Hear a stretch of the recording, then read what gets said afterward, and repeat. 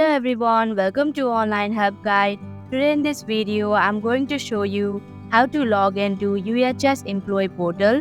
So without any further ado, let's get started. First of all, open up a web browser. Now in the search bar, type in uhs.ehr.com. Here, enter your username associated with your account. If you do not remember your username, then click on Forgot Username link. Also, if you do not have an account yet, then you can click on Create an Account link. Then tap on Next button. After that, follow through the prompts and fill in the information that is required in order to log in. And that is how you can log into UHS Employee Portal. Thank you for watching Online Help Guide. Hope this video was helpful.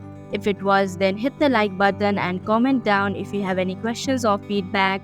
Also, if you are new to our channel, subscribe and hit the bell icon so that you don't miss our upcoming videos.